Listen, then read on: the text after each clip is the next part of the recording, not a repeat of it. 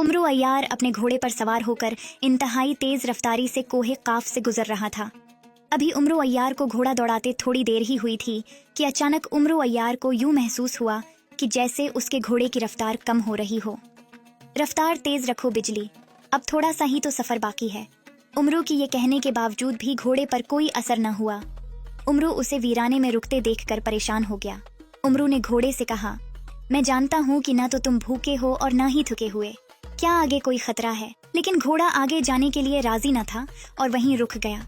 इससे पहले कि वो कोई और बात करता, करीबी गार से एक लड़की की चीख सुनाई दी।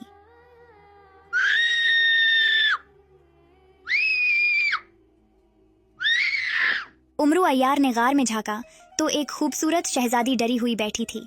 उसने सुर्ख रंग का इंतहाई खूबसूरत लिबास पहन रखा था। शहजादी के करीब एक इंतहाई कदामत और बदसूरत दियो खड़ा था, जिसके हाथ में एक हड्डी थी। वो शहजादी को इसी हड्डी से मार पीट रहा था और बोल रहा था कि जब तक शहजादी इससे शादी के लिए राजी नहीं हो जाती, वो तब तक इसे इसी तरह अजियत देता रहेगा। और शहजादी मुसलसल यही जवाब दे रही थी कि उसको मरना कबूल है, पर वो इससे शादी करने का सोच भी नहीं सकती।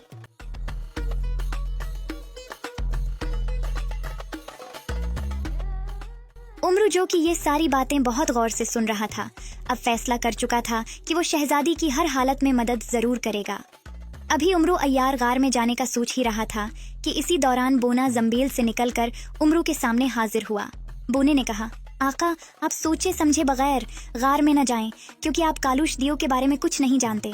कालूश दियो के हाथ में मौजूद एक सफेद हड्डी है जो आपको जला कर राख कर सकती है। उमरू ने पूछा, तो बताओ फिर मुझे क्या करना होगा? इस दियो को यहाँ से जाने दें, फिर मैं आपको बताता हूँ कि आपको क्या करना है। फिर उमरू अय्यार ने फौरन सुलेमानी चादर ओढ़ ली, जिसकी वजह से वो किसी को नजर नहीं आ सकता था, क्योंकि इसे कालूश दियो की नजरों से बचना था। कालूश दियो ने शहजादी गरनाटा को एक रात का वक्त दिया और कहा कि अगर वो सुबह तक इससे शादी के लिए राजी न हुई तो वो उसे जलाकर भस्म कर देगा। ये कहते हुए वो वहां से गायब हो गया। दियो के जाते ही बोना एक मर्तबा फिर जंबील से बाहर आया और कहने लगा, आका, कालूश दियो जा चुका है, अब आप शहजादी के पास जाएं और उसे अपनी जंबील में डाल लें। आज की रात आपको शहजादी गरनाटा का रूप धार कर वहीं रहना होगा। जब सुबह कालूश दियो आए तो आपने कुछ भी करके उससे वो हड्डी हासिल करनी है, क्योंकि उसमें कालूश दियो की जान है। और जब वो हड्डी आपके हाथ आ जाए तो आपने पूरी ताकत से वो कालूश दियो के सर पर मार देनी है, जिसकी बदौलत वो मौके पर ही हलाक हो जाएगा। बोने से सारी मालूमात लेने के बाद उमरू गार में दाखिल हो गया। जब शहजादी ने उमरू अय्यार को देखा तो वो बोली, तुम कौन हो? तुम जानते भी हो कि तुम किधर आ गए हो? यहाँ से चले जाओ। अगर दियो ने तुम्हें यहाँ देख लिया तो वो तुम्हें जिंदा नहीं छोड़ेगा। तब उमरू ने बताया कि वो उसकी मदद के लिए आया है और उसको अपने साथ लेकर ही जाएगा। शहजादी बोली, तुम मुझे इतने ताकतवर दियो से कैसे बचा सकते हो? उमरू ने जवाबन कहा कि ये मेरा काम है, आपको बस कुछ देर के लिए यहाँ से गायब होना होगा। फिर उमरू ने कुछ मंत्र पढ़े, जिससे शहजादी उड़ती हुई उमरू की जंबील में गायब हो गई।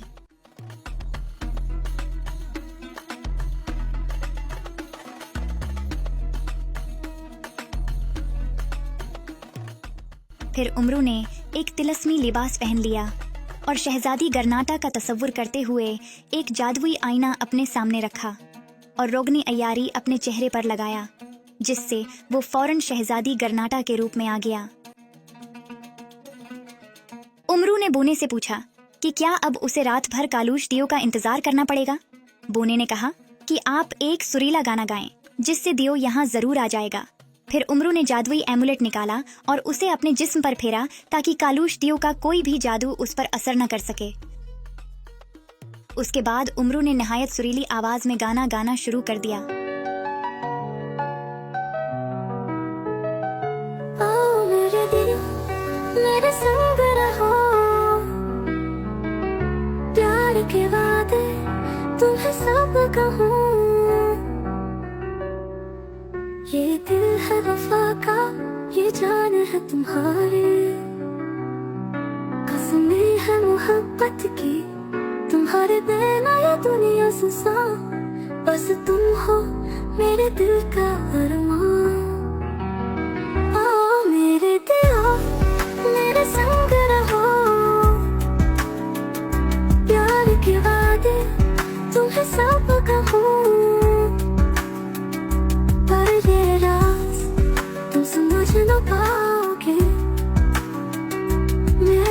साथ रहकर खुद को बना दोगे।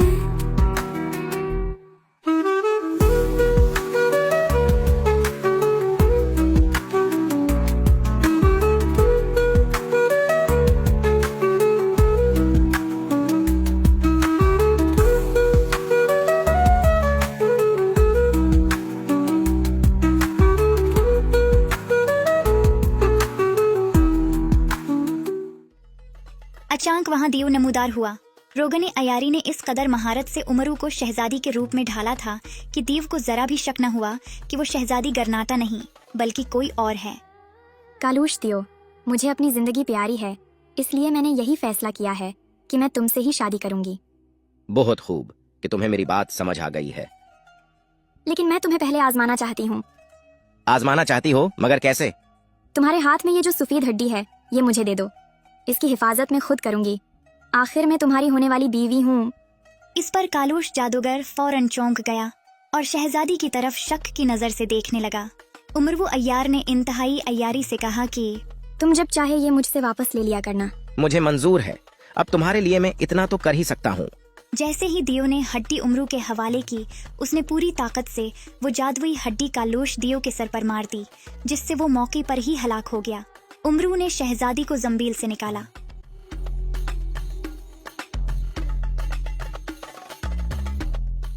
उमरू को अपने रूप में देखकर शहजादी गर्नाटा बहुत हैरान हुई। तब उमरू ने उसे सारी तफसील बताई कि उसने कालूश दियो को हलाक कर दिया है। ये सब सुनकर शहजादी गर्नाटा बहुत खुश हुई। फिर उमरू ने सुलेमानी चादर पहनी और वो अपनी असल हालत में वापस आ गया।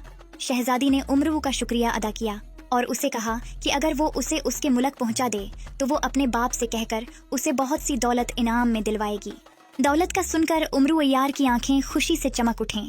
उमरू ने शहजादी को अपने साथ घोड़े पर बिठाया और उसे लेकर दीस सातान की तरफ रवाना हो गया।